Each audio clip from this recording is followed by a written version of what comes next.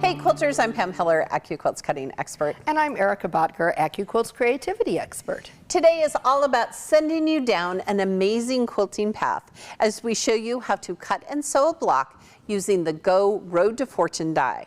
Now, typically this block is made using plastic templates or foundation paper piecing, but our Go dies allow you to cut 90% faster than traditional methods, and every single time you're going to get an accurate cut. That's right. Now this is a block on board, or a bob die. That means that all the shapes you need to make this entire 9-inch finished block are on one die board.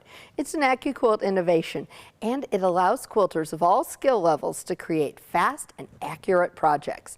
Now since the shapes are on a 6x24 die board here, this die will fit through all of our Go cutters, including the Go Me. So let's take a closer look at the die.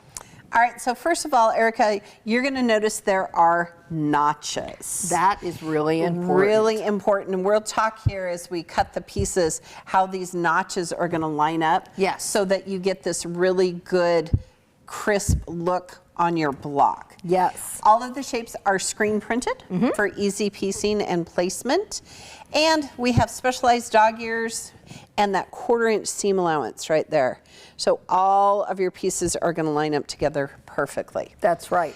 Now the pattern that we're going to use today is the Go Twist of Fortune Throw Quilt. It can be found on the packaging as well as a free download at AccuQuilt.com.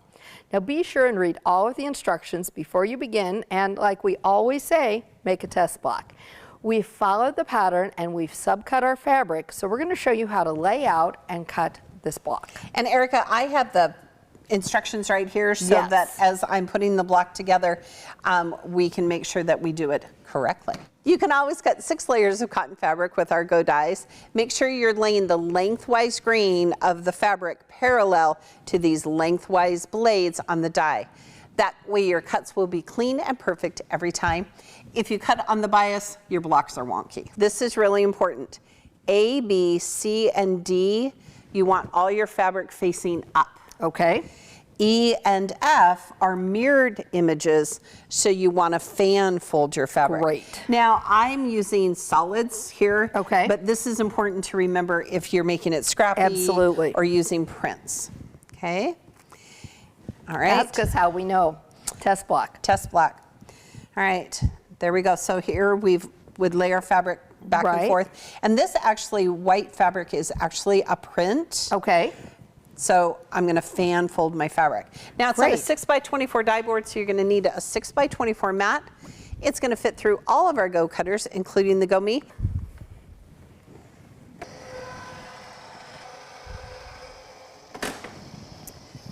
All right, Miss Erica. All right. Basically, we're creating a 4-patch. Okay. Okay. And let's take off our mat and slide, don't lift. And I actually left the pieces on the die board. I did also.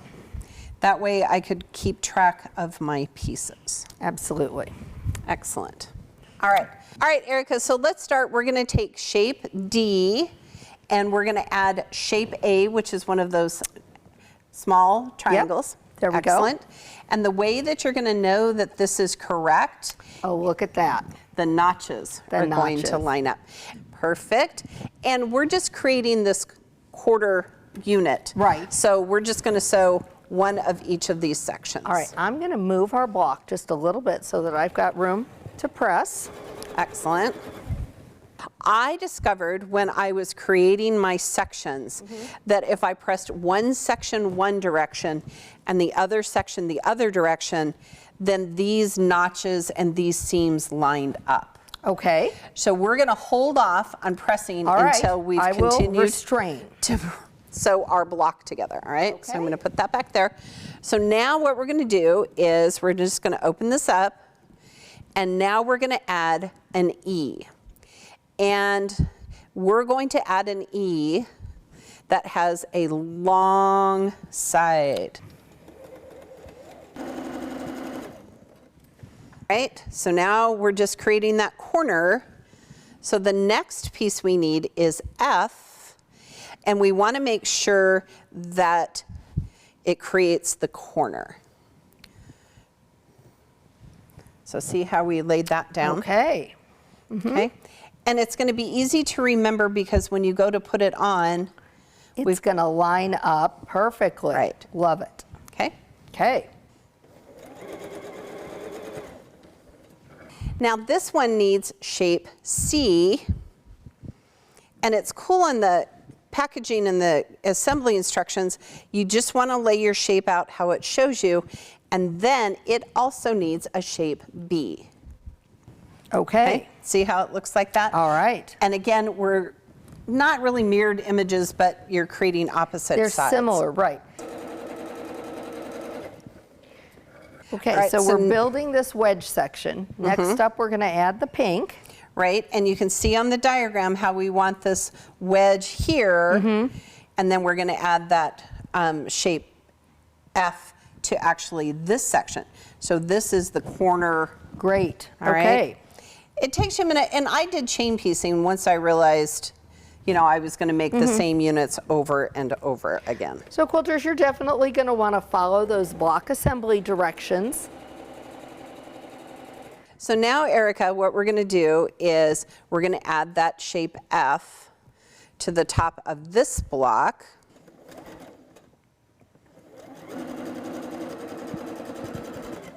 When you put those together, I see exactly what you mean. You're going to get those pieces nested so you have your perfect seams. Yes. All right, so Erica, here's my extra piece. Okay. And you want to make sure that when you lay it out, you get that fractured look. Okay? Perfect. Now, here's the other trick I did. I pressed in opposite directions so that when I go to sew this, these two pieces together, then my notches here on the long way are going to nest. Okay. My seams are going to nest. All right, so this one is towards the blue and this one is away, okay? So this one is towards this. So let's press it this direction. Okay. Just that direction right there. I just tried to find some tips and tricks that would help me put it together and have it lay flat. I do love nesting a good seam. I do.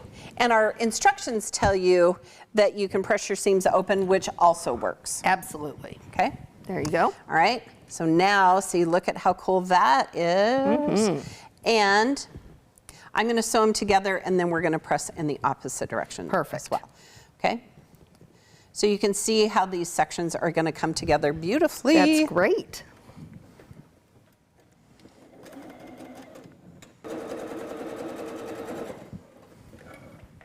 So now I've sewn my two halves together. Okay. And then what I want to do is I press this direction, so if you want to press it that direction. I will. I do love a good nesting seam. I do indeed.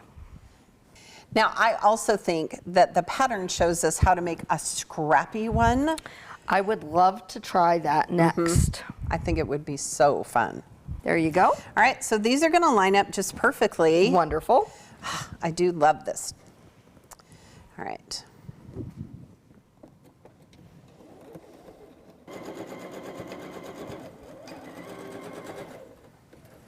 And look at how fun that block is. Isn't that wonderful? All Gosh. right, let me go ahead and get that pressed. Now, what Erica's pressing, you're going to need a total of 9 Road to Fortune blocks to create our project. Be sure and follow the pattern and use a 3.5-inch ghost strip die to create 2 outer borders, one in blue and the other in white. Now, once your quilt top is done, go ahead, layer it with your batting and your backing, pin or baste, and quilt as desired. Bind using 2.5-inch strips or your favorite binding method, and don't forget to miter your corners.